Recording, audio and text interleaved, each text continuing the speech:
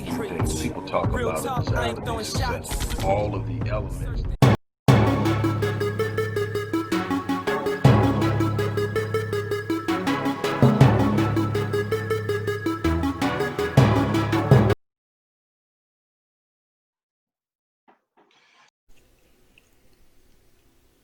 Hello, everybody. Dr. Rick Wallace dropping in on you. I hope you guys have had a great day. It's been a very busy one for me. There's still a little bit more that needs to be done, but I am winding down. It's approaching 8 o'clock here in Houston. As I'm filming this, I don't know exactly what time it's going to go up because I am probably going to do a little bit of editing, not much. I just want to touch on something. It won't take long at all. First, I want to remind you, it is immensely important with the work that we're doing at the Odyssey Project to get your support. We need you to back us. We need you to support the work we're doing. Black Men Lead, Rite of Passage Initiative, Restoring Ghetto's Forgotten Daughters, Black Empowerment Initiative, and more and more and more. The mental health initiative, that is becoming more and more prevalent with a lot of things that are going on that are landing on my desk. I am constantly reminded of our need to have active and accessible support for people who are struggling with mental health issues. We'll talk more about that in the coming days, but we need your support. Go to the description box there in the video, and at the top there will be a paragraph that will tell you how you can support the work we do at the Odyssey Project. Once again, thank you in advance. Okay, there's some talk going on about defunding police departments across the USA, which will ultimately spell the demise the demise of police departments as we know them in our lifetime, modern policing. I wanted to kind of talk about that and really put you guys up on game. What you have here is a very powerful momentum moving towards adjusting and reforming the justice system, adjusting and reforming how policing is done. Now, what you have to understand in viewing this is the truth is police officers have done the job that they were created and organized and put in place to do. And that is protect the property, the wealth, the health and well-being of the wealthy elite, and to a certain extent, the white privileged class. And then from there down, it moves from protecting to policing. And that is what they are there to do. What has happened is they've gone over the line. They've gone too far. They've become extremely arrogant. I was talking with some earlier today that police unions have become so powerful that they have trumped the Teamsters in how much clout and leverage they have for officers. So what you have is no individual officer is operating on their own merit. What that means is they don't have their job because they're doing the best possible job. They have their job simply because they are police officers and they belong to the Fraternal Order of Police or some local union that leverages the totality of the body, meaning all officers, to get what they want out of local governments. And it is done in a very calculative way. That's why you get police officers who are clearly wrong, who get fired and end up with their jobs back because of the contracts in place and the way things are settled primarily through mediation by either a magistrate, a judge, or a mediator that will sit up and rule based off of the wording in the contract. And it is very, very difficult to fire a cop that hasn't done something almost criminal or unethical, and then they find ways to even get around that. So you've got this great force of power that has built an arrogance within the collective that I can pretty much do anything I want and get away with it. And because there's no true value placed on black lives, because there's no immediate consequence by way of job, the loss of job security, and there's no immediate consequence by way of incarceration or legal ramifications.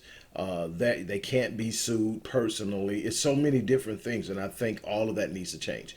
You need to allow, in other words, in order to be a police officer, you have to be insurable. You need to be able to have at least $1 million bond that will cover any damage that you do, so that the officer in the city splits whatever happens in by way of court order, jury, or settlement. Whatever happens when they do something that's wrong, they take a life, they wound or injure someone, they falsely arrest someone, and down the line, there has to be repercussions for undesirable behavior. You can't sit up and get these slaps on the wrist. You got to think about it. A black man kills somebody, prison for life more than likely, or at least 30 or 40 years. A Latino kills somebody, they're going to get pretty much the same. Maybe an Asian or someone of another ethnicity, or white will get maybe 15 years. Police officers get administrative leave for doing something that anybody else would be jailed for. And I'm not exaggerating. It's certain things you look at and know darn well if that would not have been a cop, they would be going to jail. And I don't think that's the standard. The standard has to be that cops are held to a higher standard. Let me explain something to you. When we send our military into a hostile environment where we are being engaged as if it was war, whether war has been declared or not, we are engaged in direct mortal conflict with an opposing side. There are still rules to engagement of when they can shoot and when they can't. Each and every person they come in contact with, whether they're wearing an opposing uniform or not, could be an enemy. And they still have to wait until there's absolute imminent danger. And in most cases, they have to be engaged first. That's the rule. They call rules of engagement. Now, these are men trained in the way that police officers are supposed to be trained, but they're trained and they know the rules of engagement, and they can be court-martialed and sent to prison for violating rules of engagement. And some have. So why is it in a place where we're not actively in hostile conflict? It's not like black men are running around shooting police officers on a regular, because if we were, this wouldn't be happening. If we were lighting their ass up, this wouldn't be happening. So what it tells us is that there are no true rules of engagement. They have very poor training. I think you can become a licensed peace officer, meaning that you've taken the amount of hours. I think it's 6 months. It's not even a year that police officers have to complete to graduate the academy and be hired as a rookie police officer. 6 months, and you've got somebody's life in your hand. Okay, so let me get to the point to where I'm here. Don't get caught up in this loose talk by extreme leftists about defunding police departments. First and foremost, if you want to see the momentum that is being built because people are simply outraged at what is going on and that it is finally getting a voice and things are happening. If you want to lose some of that momentum, start talking about defunding police departments. Why? Because there's still a lot of white conservatives that want them to protect their stuff. They just don't want them killing you. But if you sit up and you think that defunding the police departments is going to lead to some kind of new freedom, it's going to lead to a certain form of anarchy. And it becomes a lot more dangerous because now there are some people out there heavily armed. They have no badges, no rules whatsoever. And now they're acting on their pure hatred. And you better be ready to defend yourself. You're talking about going back to the Wild Wild West where outlaws ruled. And you've got to be confident that you're capable of coming out on top with something like that. I'm not a person who's afraid of anything. Whatever happens is going to happen. And I'm going to do the best I can from where I'm at to do what I do to protect my family at all costs, to the point of giving my life. I'm ready to do that. I've always been. I was ready to do that before I ever became a husband. I was ready to give my. There was a point in time in my life I was ready to give my life for stupid stuff. So I have no problem now if that's what it's called for. I'm not going out chasing it down. I'm not trying to play anything. I don't want to be a martyr. I want to live a long life, look back and talk about and reminisce how we rose, not be one of the people up on a mural somewhere. But I'm willing to go whatever direction life takes me if it means protecting what's important to me and standing on what I believe in. And you've got to be about that life if you're talking about defunding the police department. I am not a fan of what we have in the way of policing at all. I am not a believer in the good cop. That doesn't mean I don't know quite a few and have good conversations with them and good, and they've always treated me fairly, and that at their home they're unbelievable husbands and fathers, and at their church they're deacons and everything else. I'm not saying that. What I'm saying is there's a definition to me in my mind of what a good cop is. A good cop is going to defend the law and the Constitution and protect and serve. And even if that means calling a fellow officer out and exposing them for being wrong and violating the freedoms and liberties of another person, regardless of color, that's a good cop. A good cop is not sitting there going, man, that's messed up what they're doing, and just say, I don't do that. No. See, you're not an average citizen. See, average citizen can see that and say, "Man, that's sorry. I'm glad I'm not that kind of person," and still be called a good person. They're just not willing to put themselves at risk to bring out what they see. Now, I purposely may question their manhood if it's a man, especially, but if they're going about their everyday life and doing what they're supposed to be doing every other area, they just see that and they go the other direction and they in no way encourage it or support it. I say they're a good man. See, officers don't get to be judged by that standard. They have to be judged by a higher standard because we're trusting them with our liberties, with our freedoms. We're trusting them to carry out certain duties that are extremely important. So, in essence, when you talk about a good cop has a responsibility to ensure that everyone, including other cops, are towing the line.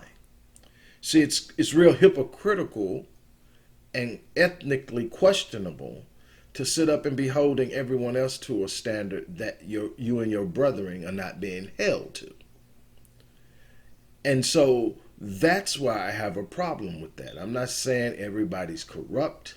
I'm not saying everybody's evil. I'm not saying everybody's racist, but I'm saying you can't tell me there are good cops when they see this going on and they're quiet because of the blue wall of silence and the blue code.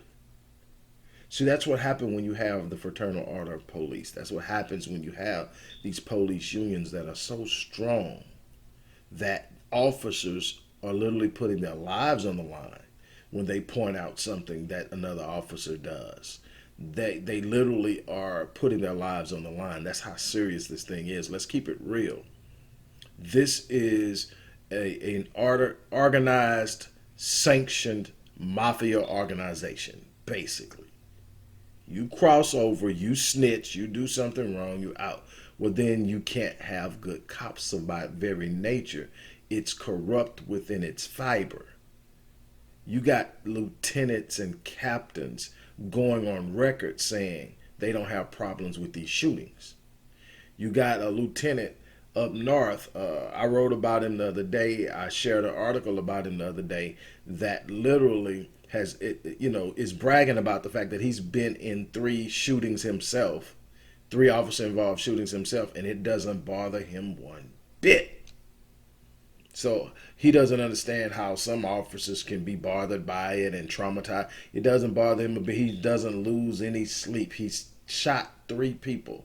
Didn't say whether they were fatal shootings or not, but he shot 3 people, and being that they shoot to kill, it's a good possibility at least one of them died. So then you have to say that we have an issue with corruption. So then we're talking about a massive reformation.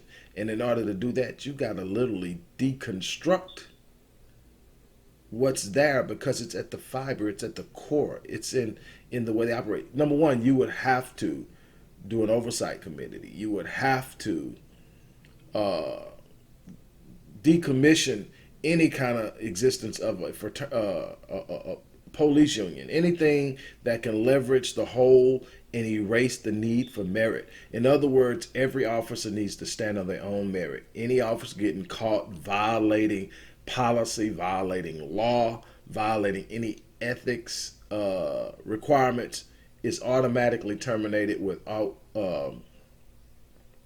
hesitation. And that is where we have to start. We have to start with accountability from the top to the bottom. No reprieve.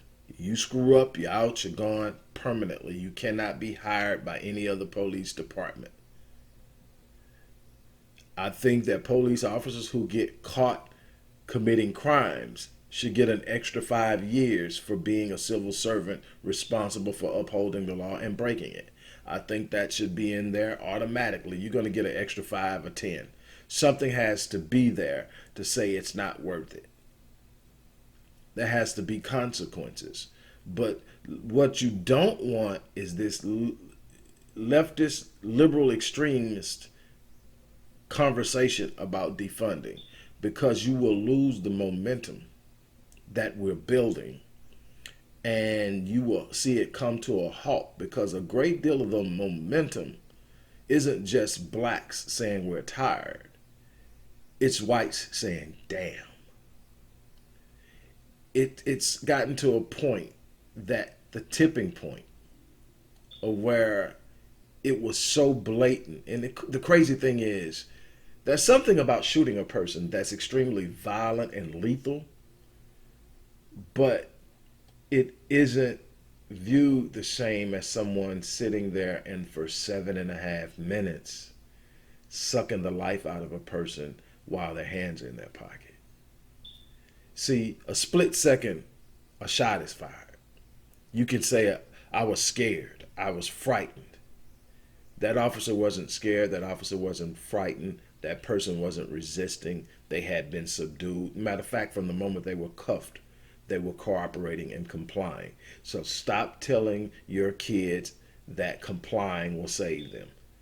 That's not fair to them. That's not going to get it done. I'm not telling you to tell them to buck either, but I'm saying we need to be honest. We need to have an honest conversation about how we're going to deal with police officers. And we need to have our kids aware of the fact that you can do everything right and still end up in a life or death situation that you did not create for yourself, solely based on what someone else is mentally. And we need to be aware of that and we need to be real about that. So, as I end this, because there's so much to talk about, and I just want to. I'm sorry, I'm looking at some stuff that I want to add to it. You know, I've been looking at which direction I was going to go for my next book that is focused on the issues within the black community. And I decided on a book that I'm entitling Open Season, Modern Day Lynching of Black Men and Women. Because while we talk a great deal about the black men who are killed by police officers, there's a increasing amount of empirical data that shows that a lot of black women die, not so much from police shootings as they do in police custody. So after they've been arrested and put in the car, after they've been booked into facilities, the rate goes up. And actually, they are dying at a higher rate than our men. Our men are just dying on the front end of it. So we've got a problem we need to deal with. And I'm going to really bury myself in the research and the writing of this. I want to have it finished by the end of the year so that I can get it to you guys and hopefully provide a solution for us on a number of different fronts, because it's going to be up to us to establish ourselves and the way that we make our presence felt if we're ever going to get that knee or that foot off our neck. But don't get caught up in this talk. Don't give it any momentum, and because there has to be a reasonable solution or alternative. Self-policing sounds good, but we see our communities. See, we have our own issues that we need to deal with, and self-policing wouldn't be good. And then you would be dealing with a bunch of white vigilantes who are more than likely better armed than we are. While I do know that there are some enclaves of brothers who are ready to make it happen if we have to, there are far too many of us that aren't. And so we've got to work on that part of our game, is becoming prepared to repel or push back anything that comes at us forcefully and decisively in a point of defense. We have that right and we have that responsibility. So let's be careful about what's happening. Remember, my primary theme about what I do is gaining an understanding of how things work. It is my premise that the biggest threat to black people is our lack of understanding of how things work. And so it is my goal to put us in a situation where we know way more than we used to. We know how they operate. We know what their strengths are. We know what their weaknesses are.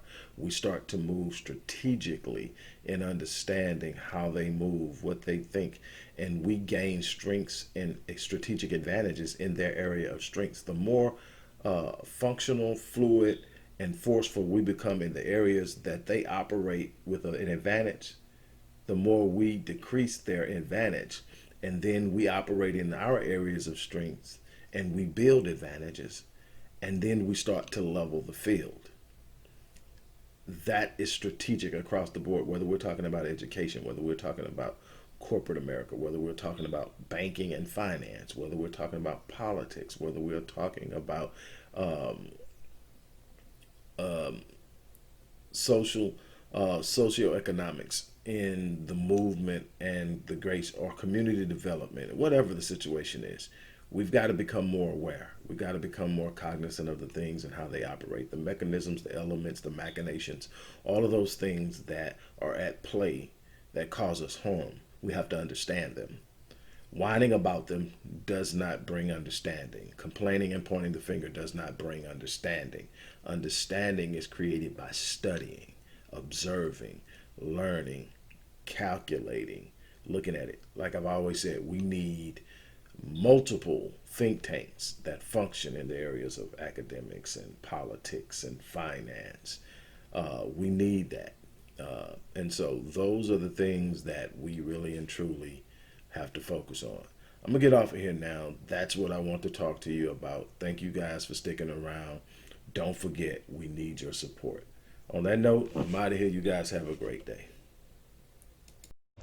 Hello everybody, Dr. Rick Wallace here, dropping in with a little special announcement. For those who have followed me for any stretch of time, you know, outside of the businesses that I run, like Myriad Business Solutions, the Visionetics Institute, Odyssey Media Group, I also do a great deal of work inside of the inner city communities in Houston, Dallas, and other areas. I'm asking now, as we push a fundraiser, that you support what the Odyssey Project is doing in the inner cities, especially with programs like Black Men Lead, which is a rite of passage initiative, and Restoring Ghetto's Forgotten Daughters, which is a program focused on helping young girls, but boys as well, suffering from childhood sexual abuse, rape, molestation, domestic abuse, absentee fatherhood, and so many other things. The information will be in the box. Thank you.